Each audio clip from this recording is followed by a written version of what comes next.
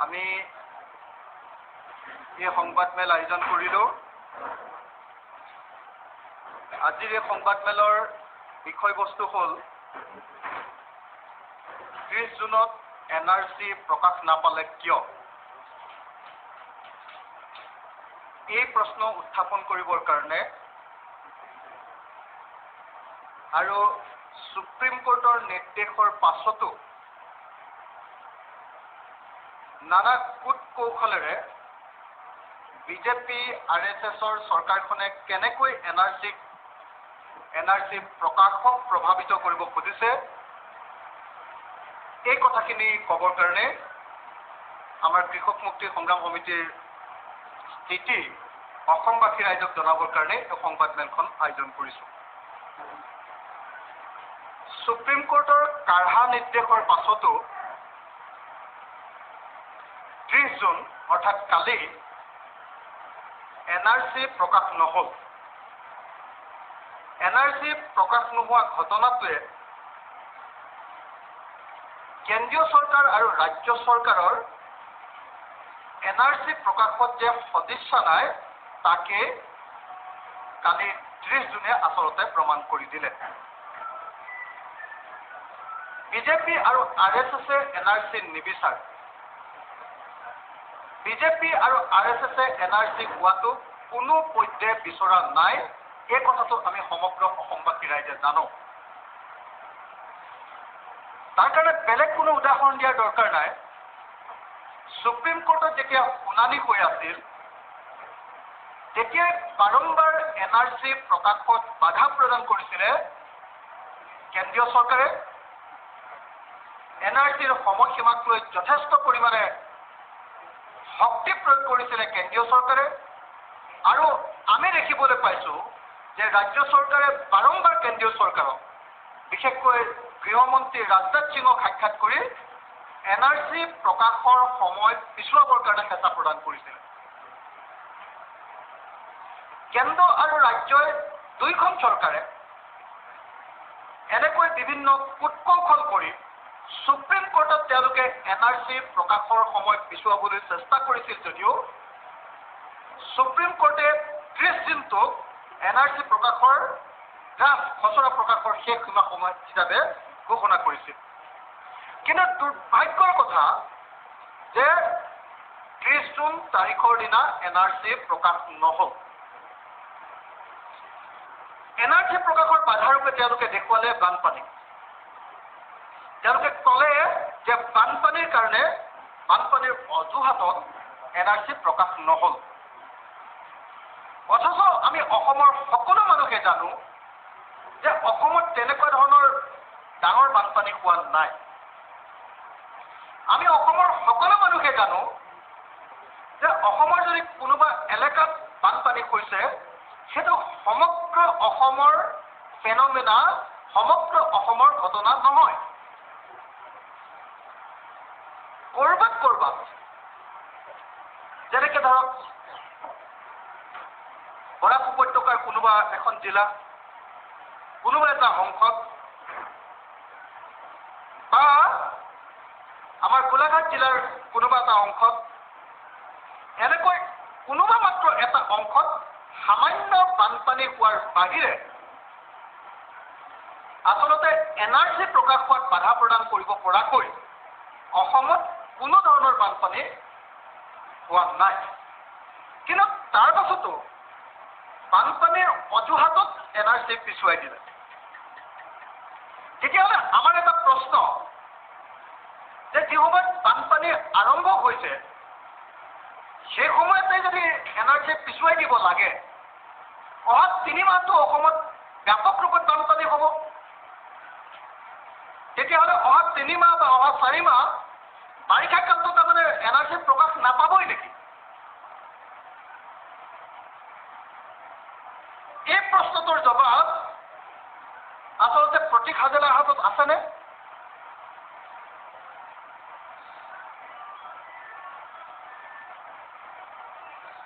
NRC পিছুৱাৰ প্ৰকৃত কাৰণ কেতিয়াও বানপানী হ'ব নোৱাৰে।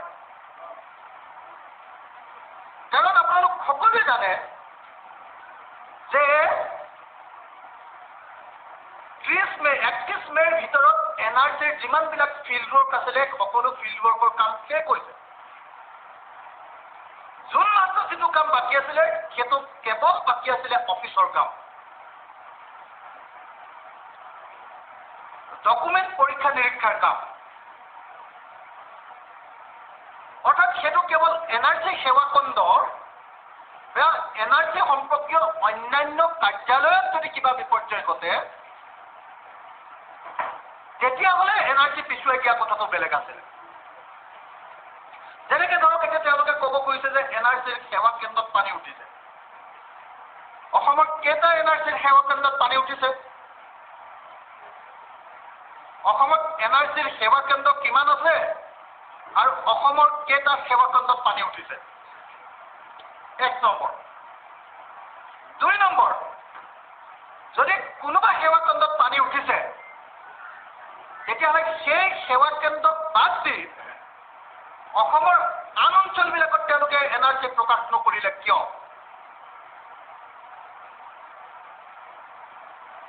তিনি নম্বৰ, যদি কোনোবা NRCৰ সেৱা কেন্দ্ৰত পানী উঠিছে তেতিয়াহ'লে সেই সেৱা কেন্দ্ৰৰ পৰা অন্য এটা কাৰ্যালয়লৈ কম্পিউটাৰখিনি চিফ্ট কৰিব পৰা নগ'লহেঁতেন নে?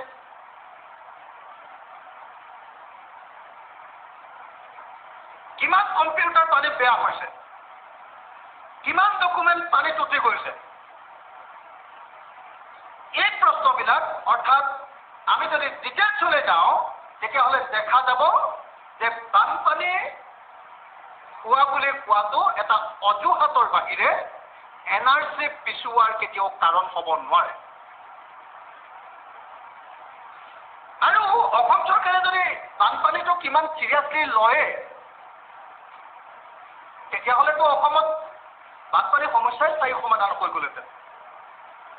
NRCৰ সময়ত অসম চৰকাৰে যিমান NRC পিছুৱাবৰ কাৰণে বানপানীক যিমান চিৰিয়াছলি লৈছে সিমান চিৰিয়াছলি যদি অসম চৰকাৰে কোনোবা দিন অসমৰ বানপানী বা গৰাখহনীয়া সমস্যাটো চালেহেঁতেন তেতিয়াহ'লে অসমৰ বানপানী গৰাখহনীয়া সমস্যাৰ কাহিনীবাহী সমাধান হৈ গ'লহেঁতেন। NRC পিছুৱাবৰ কাৰণে বানপানীটো অসমৰ কাৰণে ডাঙৰ ইছ্যু। কিন্তু অসমৰ মানুহ যেতিয়া বানপানীত উঠি যায়, অসমৰ মানুহৰ ঘৰ দুৱাৰ যেতিয়া উঠি যায়, অসমৰ মানুহৰ জীৱ জন্তু সকলোবিলাক ধ্বংস হৈ যায়, অসমৰ মানুহ মৰে তেতিয়া কিন্তু কেন্দ্ৰীয় চৰকাৰে বানপানী নেদেখে। গতিকে বানপানীটো NRC পিছুৱাৰ যে এটা অজুহাত মাত্ৰ, তাৰ বাহিৰে যে আন একো নহয়, এইটো একেবাৰে খাটাং। আৰু সেইকাৰণে আমি ক'ব খুজিছো যে ইচ্ছাকৃতভাৱে কেন্দ্ৰীয় চৰকাৰ, ইচ্ছাকৃতভাৱে ৰাজ্য চৰকাৰে NRC প্ৰকাশৰ তাৰিখ পিছুৱাই দিছে।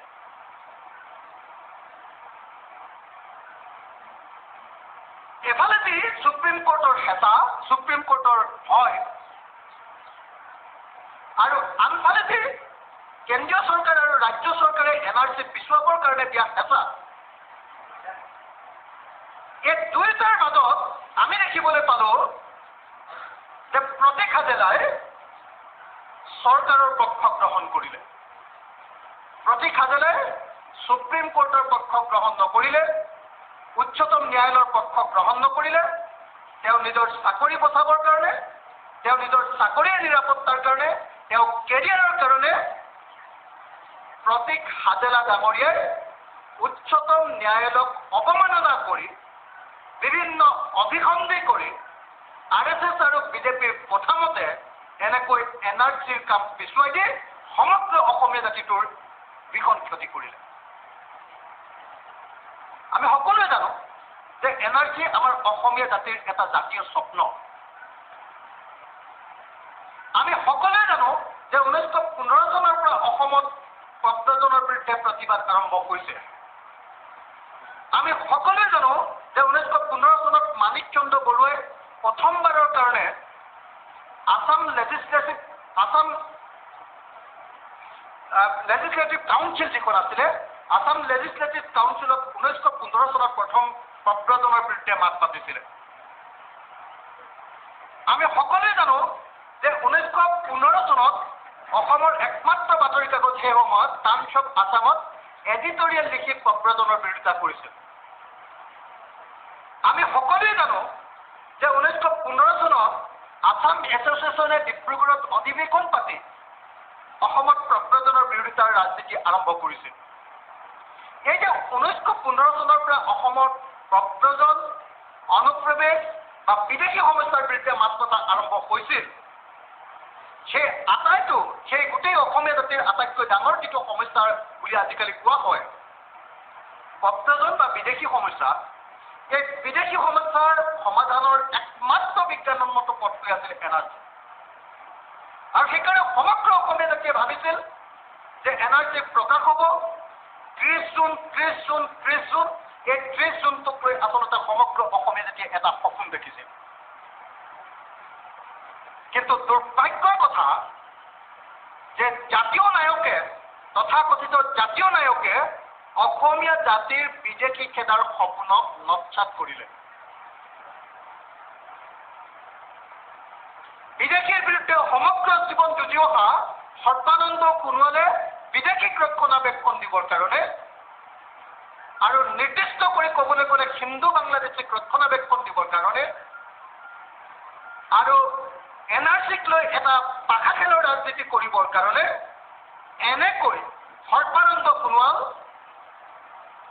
গৃহমন্ত্ৰী ৰাজনাথ সিং বা ভাৰত চৰকাৰে আচলতে এনেকৈ NRCৰ কাম সম্পূৰ্ণৰূপে বাধাগ্ৰস্ত কৰিছে। আপোনালোক সকলোৱে নিশ্চয় জানে যে সুপ্ৰিম কোৰ্টৰ ভাৰ্ডিক্টত বাৰম্বাৰ NRC পিছুৱাবলৈ চেষ্টা কৰাৰ কাৰণে সুপ্ৰিম কোৰ্টে বাৰম্বাৰ অসম চৰকাৰ আৰু কেন্দ্ৰীয় চৰকাৰক সাৱধান কৰি দিছিল, সকীয়াই দিছিল।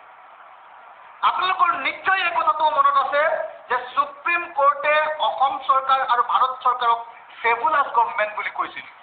ফেবুলাছ মানে গাজাখুৰিৰ চৰকাৰ, মিছলীয়া চৰকাৰ। সুপ্ৰিম কোৰ্টে অতি স্পষ্টভাৱে প্ৰকাশ কৰিছিল যে দিছ গভৰ্ণমেণ্ট ইজ এ ফেবুলাছ গভৰ্ণমেণ্ট।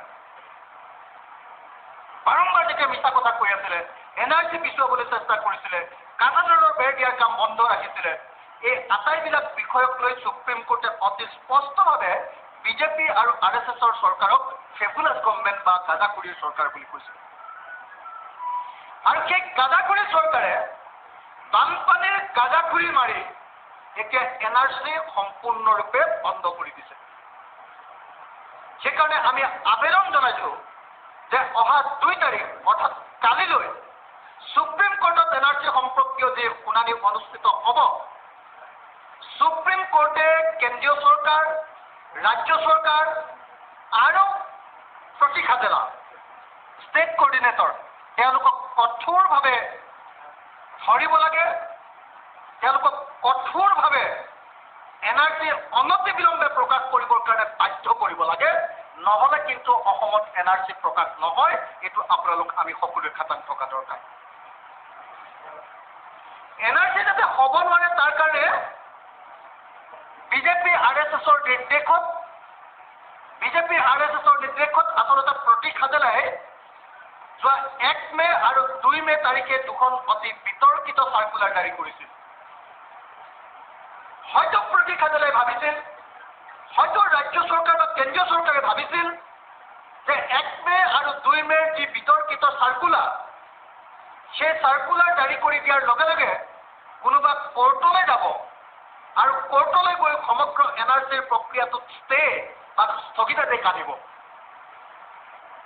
কিন্তু তেওঁলোকে কৰা পৰিকল্পনা অনুসৰি কাম নহ'ল। যিহেতু NRC অসমীয়া মানুহে একেবাৰে সাংঘাতিক ধৰণে বিচাৰে, অন্তৰৰ পৰা বিচাৰে, হৃদয়ৰ পৰা বিচাৰে, গতিকে কোনো অসমীয়াই আচলতে NRC প্ৰক্ৰিয়াটো বাধাগ্ৰস্ত হোৱাটো কেতিয়াও নিবিচাৰে, NRC বন্ধ হোৱাটো নিবিচাৰে। আৰু সেইকাৰণে 1 মে আৰু 2 মে যি বিতৰ্কিত চাৰ্কুলাৰ দিছিলে, এই দুখন চাৰ্কুলাৰ দিয়াৰ পাছতো অসমীয়া মানুহে NRC প্ৰক্ৰিয়াত বাধা প্ৰদান নকৰিলে। অৰ্থাৎ NRC প্ৰকাশৰ কাৰণে বাধা প্ৰদান কৰিবৰ কাৰণে ষড়যন্ত্ৰ ৰচনা কৰিছিলে 1 মে আৰু 2 মেৰ জাননীৰ জৰিয়তে। কিন্তু সেই জাননীৰ জৰিয়তে যি বাধা প্ৰদান কৰিবৰ কাৰণে তেওঁলোকে যি ষড়যন্ত্ৰ ৰচনা কৰিছিলে, সেই ষড়যন্ত্ৰত তেওঁলোক সফল হ'ব নোৱাৰিলে।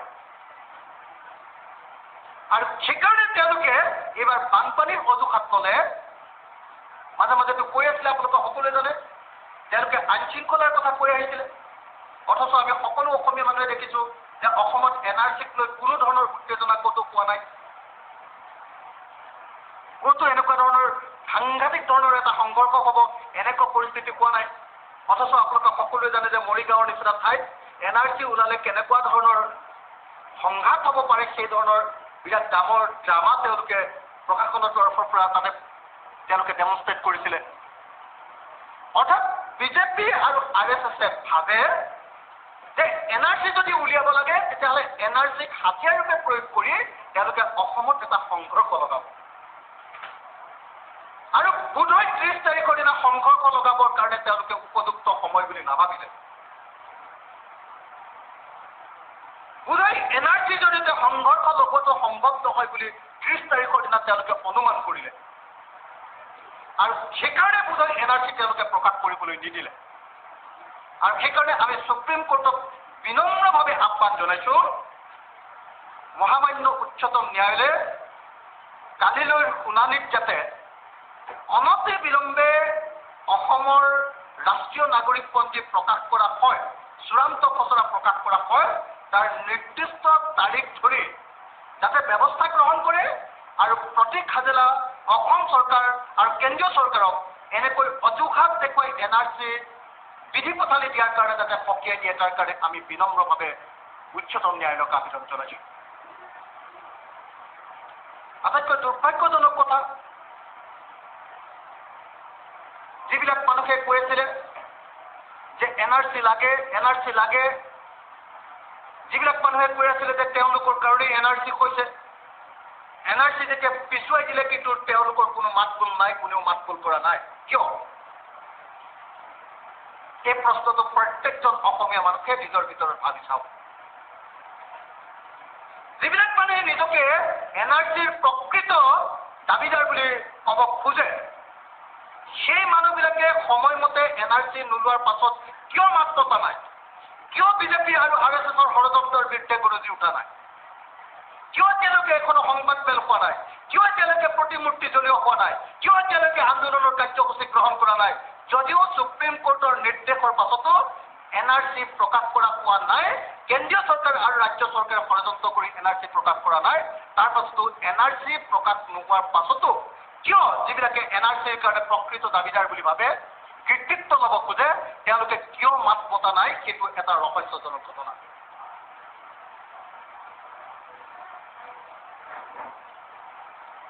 আমি ভাবো যে NRCক লৈ এক গভীৰ ষড়যন্ত্ৰ হৈছে। আমি ভাবো যে NRC যাতে কোনো পৰ্যায় হ'ব নোৱাৰে, তাৰ কাৰণে কেন্দ্ৰীয় চৰকাৰ আৰু ৰাজ্য চৰকাৰে বিভিন্ন ধৰণৰ চল চাতুৰি কৰিছে। আমি ভাবো এই গোটেই প্ৰক্ৰিয়াটোত তথাকথিত জাতীয় নায়ক সৰ্বানন্দ সোণোৱাল নিজে জড়িত হৈ আছে। আপোনালোকে সকলোৱে জানে যে সৰ্বানন্দ সোণোৱালে NRC পিছুৱাবৰ কাৰণে ৰাজনাথ সিঙক সাক্ষাৎ কৰিছে। এই বাতৰি আপোনালোকৰ সংবাদ মাধ্যমত বাৰম্বাৰ প্ৰকাশ পাইছে। আৰু ৰাজনাথ সিঙক সাক্ষাৎ কৰাৰ পাছতে NRCৰ তাৰিখ সলাবৰ কাৰণে, NRC সময়মতে হ'ব নালাগে বুলি ক'বৰ কাৰণে বিভিন্ন ধৰণৰ কাম কৰা আমি সকলোৱে দেখিবলৈ পাইছো। অৰ্থাৎ সৰ্বানন্দ সোণোৱাল যি গোটেই জীৱন বিদেশী খেদিবৰ কাৰণে কাম কৰিছিলে, এতিয়া কেৱল গাদী ৰখাৰ স্বাৰ্থত আৰু বিজেপি RSSৰ সংঘাতময় যি ৰাজনীতি, সেই সংঘাতময় ৰাজনীতিৰ স্বাৰ্থত তেওঁ NRC সময়মতে প্ৰকাশ পোৱাটো বিচৰা নাই। দ্বিতীয়তে আমি দেখিবলৈ পাইছো যে এইজন সৰ্বানন্দ সোণোৱালৰ নিজৰ যিজন OSD শেখৰ দে, তেওঁ বিশেষ কৰ্তব্যৰত বিষয়া শেখৰ দেক পঠিয়াই north east indigenous and linguistic and ethnic coordination committee নামৰ এটা যি সংগঠন সংবাদ মাধ্যমত প্ৰকাশ পোৱা অনুসৰি যোৱা 25 দিনৰ আগত গঠন হোৱা এটা নতুন সংগঠন north east linguistic and ethnic coordination committee নামৰ এটা নতুন সদ্যগঠিত আৰু হয়তো RSS বিজেপিয়ে হয়তো তৈয়াৰ কৰিছে, তেওঁলোকে চৰকাৰে হয়তো তৈয়াৰ কৰিছে, আমি নাজানো কোনে তৈয়াৰ কৰিছে, কিন্তু একেবাৰে নতুন সংগঠনটোক লগত লৈ গৈছে শেখৰ দে, অৰ্থাৎ অসমৰ মুখ্যমন্ত্ৰী সৰ্বানন্দ সোণোৱালৰ বিশেষ কৰ্তব্যৰত বিষয়া। সৰ্বানন্দ সোণোৱালৰ সন্মতি নোহোৱাকে এটা বিতৰ্কিত বিষয়ত, যিটো বিষয়ত সৰ্বানন্দ সোণোৱালে মাজে মাজে লাজ কৰি ক'ব খোজে যে মই অসমীয়া জাতিৰ বিপথে কেতিয়াও কাম নকৰোঁ, অসমীয়া জাতিৰ ক্ষতি হোৱা কোনো কাম নকৰোঁ বুলি ক'ব খোজে। সেই অসমীয়া জাতিৰ ক্ষতি হোৱা কাম অৰ্থাৎ হিন্দু বাংলাদেশীক অসমত সংস্থাপিত কৰিবৰ কাৰণে, ওকালতি কৰিবৰ কাৰণে শেখৰ দেক মুখ্যমন্ত্ৰী ডাঙৰীয়াই কিয় পঠিয়াইছিলে? মুখ্যমন্ত্ৰীৰ নিজৰ বিষয়া OSD বিশেষ কৰ্তব্যৰত বিষয়া শেখৰ দেক হিন্দু বাংলাদেশীৰ পক্ষত ওকালতি কৰিবৰ কাৰণে ৰাজনাথ সিঙৰ ওচৰলৈ এটা নতুনকৈ গঠিত পাবত খোজা সংগঠনৰ লগত পঠিওৱা ঘটনাটোৱে প্ৰমাণ কৰি দিলে যে মুখ্যমন্ত্ৰীয়ে অসমলৈ হিন্দু বাংলাদেশী অনাটো বিচাৰে, আৰু সেইকাৰণে তেওঁলোকে NRC আচলতে এনেকৈ বাধা প্ৰদান কৰি NRC প্ৰকাশ পিছুৱাব খুজিছে। গতিকে অসমীয়া জাতিক, অসমবাসী ৰাইজক মুখ্যমন্ত্ৰী সৰ্বানন্দ সোণোৱালৰ প্ৰকৃত চেহেৰা, প্ৰকৃত চৰিত্ৰ বুজি উঠিবৰ কাৰণে আমি আহ্বান জনাইছো, আৰু মুখ্যমন্ত্ৰী সৰ্বানন্দ সোণোৱালৰ যি এই প্ৰকৃত চেহেৰা, এই চেহেৰা চোৱাৰ পাছত আচলতে মুখ্যমন্ত্ৰী সৰ্বানন্দ সোণোৱালৰ প্ৰতি মুখ ত্যাগ কৰিবৰ কাৰণে আমি সকলোকে আহ্বান জনাইছো। যিবিলাকে এতিয়াও ভাবি আছে যে সৰ্বানন্দ সোণোৱাল আচুৰ পৰা গৈছে, তেওঁ এজন জাতীয়তাবাদী মানুহ, আঞ্চলিকতাবাদী মানুহ, এয়া একেবাৰে সম্পূৰ্ণ মিছা। ইতিমধ্যে সৰ্বানন্দ সোণোৱাল RSS বিজেপিৰ ওচৰত বিক্ৰী হৈছে। ইতিমধ্যে নিজৰ গাদী ৰক্ষা কৰিবৰ কাৰণে তেওঁ নাগপুৰ আৰু দিল্লীৰ ওচৰত শৰণাপন্ন হৈছে। তেওঁ আত্মসমৰ্পণ কৰিছে। তেওঁ এজন আত্মসমৰ্পণ কৰা নেতা, আৰু সেইকাৰণে অসমীয়া জাতিয়ে এনেকুৱা আত্মসমৰ্পণকাৰীৰ ওপৰত ভৰসা কৰি থকাটো কেতিয়াও জাতিৰ কাৰণে শুভ লক্ষণ নহয়। আৰু সেইকাৰণে আমি সৰ্বানন্দ সোণোৱাল ডাঙৰীয়াৰ প্ৰতি অনাস্থা প্ৰকাশ কৰি NRC অনতি বিলম্বে প্ৰকাশ কৰিবৰ কাৰণে সমগ্ৰ অসমবাসীক দাবী জনাবৰ কাৰণে, আৰু নাগৰিকত্ব সংশোধনী বিধেয়ক আৰু লগতে দুখন জাননী 7 ছেপ্টেম্বৰ 2015 দুখন জাননী বাতিল কৰিবৰ কাৰণে দাবী জনাবৰ কাৰণে সমগ্ৰ অসমবাসী ৰাইজক আহ্বান জনাইছো। আমি সংবাদমেলখন শেষ কৰিব খুজিছো, মাত্ৰ এটাই কথা ক'ব খুজিছো। আপোনালোকে নিশ্চয় লক্ষ্য কৰিছে যে যোৱা প্ৰায় 20 দিন ধৰি উজনিৰ পৰা নামনিলৈকে কৃষক মুক্তি সংগ্ৰাম সমিতিয়ে নাগৰিকত্ব সংশোধনী বিধেয়ক বাতিলৰ দাবীত এলানি বিশাল গণসমাৱেশৰ কাৰ্যসূচী গ্ৰহণ কৰিছে। আমি তিনিচুকীয়া জিলাৰ পৰা ধুবুৰী জিলালৈকে গ'লো, যাক শদিয়াৰ পৰা ধুবুৰীলৈকে বুলি কয়। আমি তিনিচুকীয়া জিলাৰ পৰা ধুবুৰী জিলালৈকে গ'লো, আৰু আপোনালোকে দেখিলে যে প্ৰত্যেকখন গণসমাৱেশতে হাজাৰ হাজাৰ মানুহে স্বতঃস্ফূৰ্তভাৱে আহি উপস্থিত হৈছে। উজনিৰ পৰা নামনিলৈকে সমগ্ৰ অসমত স্বতঃস্ফূৰ্তভাৱে হাজাৰ হাজাৰ মানুহে আহি এই গণসমাৱেশবিলাকত হেন্দুলদোপকৈ অংশগ্ৰহণ কৰিছে। আমাৰ সমাৱেশৰ এই জনসমাগম দেখি RSS আৰু বিজেপিৰ একেবাৰে থৰহৰি কম্পমান হৈছে। চাৰিওফালে তেওঁলোকে কৃষক মুক্তি আৰু অখিল গগৈৰ বদনাম ৰচনা কৰিবৰ কাৰণে এই সমাৱেশবিলাক দেখি ভয় খায় বিভিন্ন ধৰণৰ কাম কাজ কৰা, বিশেষকৈ ছচিয়েল মিডিয়াক ব্যৱহাৰ কৰাটো আমি দেখিবলৈ পাইছো। কিন্তু RSS বিজেপিয়ে এই ভয় খায় আমাৰ বিৰুদ্ধে আচলতে এটা ষড়যন্ত্ৰমূলক আচৰণ কৰাতকৈ এয়া অসমীয়া জাতিৰ স্বতঃস্ফূৰ্ত প্ৰতিবাদ বুলি ধৰি নাগৰিকত্ব সংশোধনী বিধেয়ক আৰু পাৰপত্ৰ ভাৰতত প্ৰৱেশ সংশোধনী বিধি 2015 আৰু বিদেশী সংশোধনী নিৰ্দেশ 2015 এই তিনিটা বস্তু, এটা হ'ল বিধেয়ক, এখন হ'ল বিধি সংশোধিত বিধি আৰু আনখন হ'ল এটা সংশোধিত আদেশ। এই তিনিটা বস্তু বাতিল কৰি অসমীয়া জাতিক ধ্বংস নকৰিবৰ কাৰণে আমি আহ্বান জনাইছোঁ। আৰু এইটো কথা খাটাং, এতিয়ালৈকে আমি বহুত ঠাইত গণসমাৱেশ পতাই নাই, আৰু সকলো ঠাইতে গণসমাৱেশ হ'ব। গণসমাৱেশ হ'ব ধেমাজিত, গণসমাৱেশ হ'ব লখিমপুৰত, গণসমাৱেশ হ'ব আপোনাৰ শোণিতপুৰ জিলাত, গণসমাৱেশ হ'ব বিশ্বনাথ জিলাত, গণসমাৱেশ হ'ব নগাঁও জিলাত, গণসমাৱেশ হ'ব গোলাঘাট জিলাত, বোকাখাতত, মৰিগাঁও জিলাত, দৰং জিলাত, ওদালগুৰি জিলাত, অসমৰ প্ৰত্যেকখন জিলা সদৰত গণসমাৱেশ হ'বলৈ এতিয়াও বাকী আছে। অসমীয়া জাতিৰ চেতনাৰ প্ৰকৃত প্ৰকাশ চাবলৈ এতিয়াও বিজেপি RSS অলপ অপেক্ষা কৰক। আমি স্থিৰভাৱে কৈছো, আমি গম্ভীৰভাৱে কৈছো যে অসমীয়া জাতিয়ে কোনো পধ্যে বিজেপি RSSক এই বিধেয়ক আৰু এই নিৰ্দেশ, বিদেশী ৰক্ষাৰ এই বিধেয়ক আৰু নিৰ্দেশ বা জাননী কেতিয়াও গ্ৰহণ নকৰে, কেতিয়াও কোনো পধ্যে গ্ৰহণ নকৰে। গতিকে এতিয়া অখিল গগৈৰ বিৰুদ্ধে ষড়যন্ত্ৰ কৰি কোনো লাভ নাই। অখিল গগৈ জেলত ভৰাই থলেও এতিয়া আৰু লাভ নাই।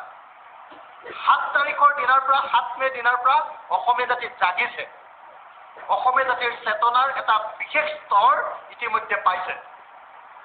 গতিকে এতিয়া অখিল গগৈ জেলত থৈ, অখিল গগৈক গুলিয়াই মাৰি, অখিল গগৈক বন্দী কৰি বা অখিল গগৈৰ বদনাম উলিয়াই বা কৃষক মুক্তিক ধ্বংস কৰিবলৈ চাই এতিয়া আৰু কোনো পধ্যে বিদেশী অসমৰ ওপৰত চাপি দিব নোৱাৰে।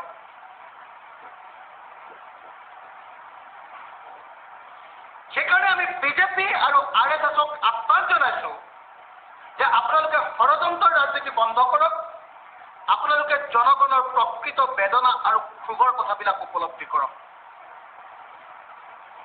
যদি এইটোকে নকৰি আকৌ যদি কৈ থাকে যে অখিল গগৈ 1 লাখ মানুহ গোটালে, আমি 10 লাখ মানুহ গোটাম।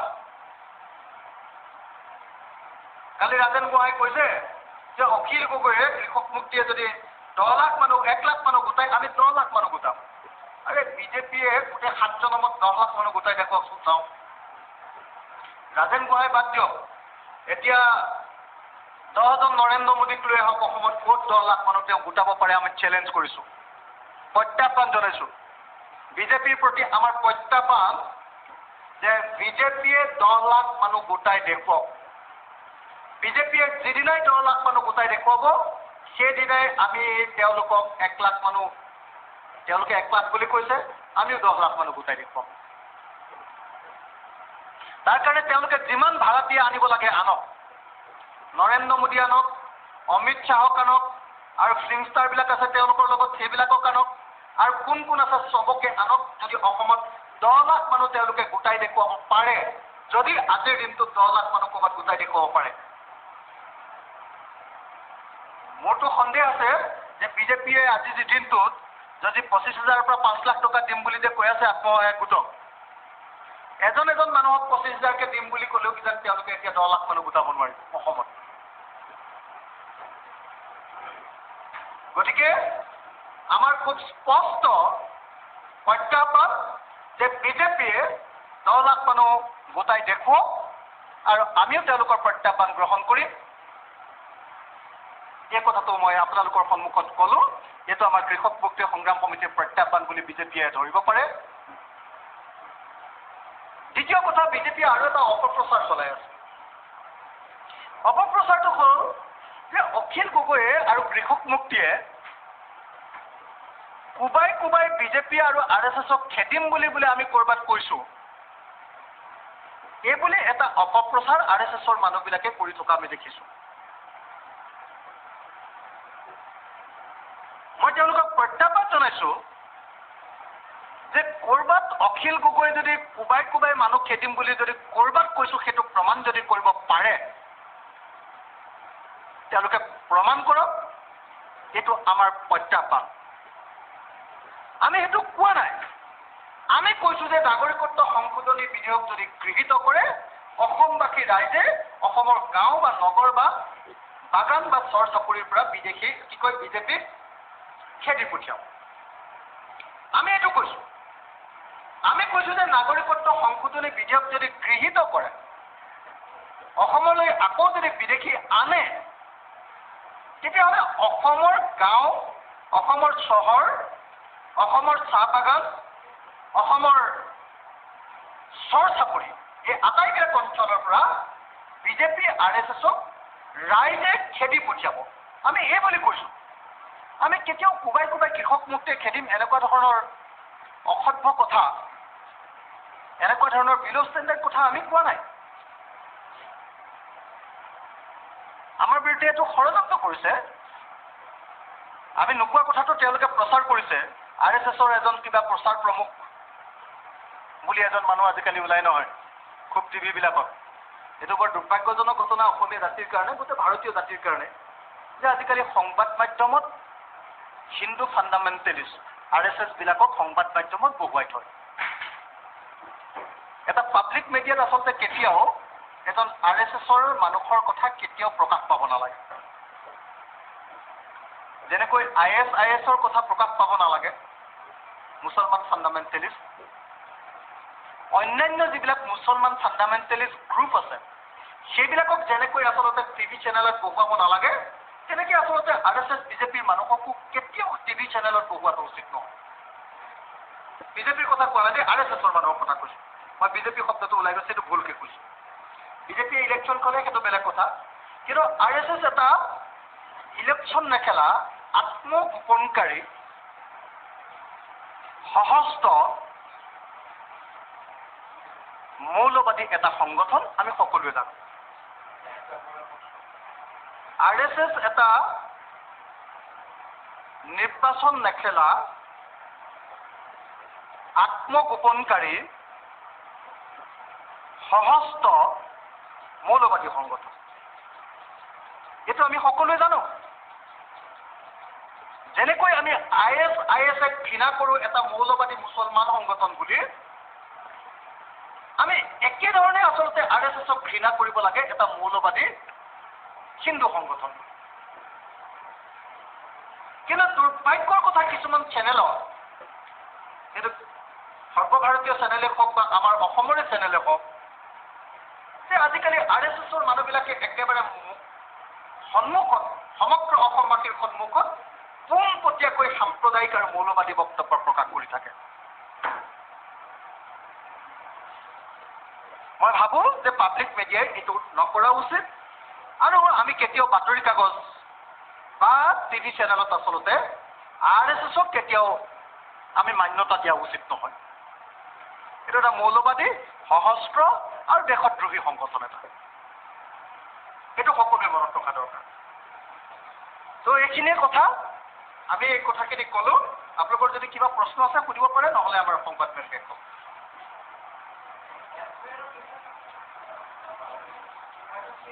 মোৰ ওচৰত চাৰ্কুলাৰ দুখন আছে, চাই লৈ যাব পাৰে। Thank U.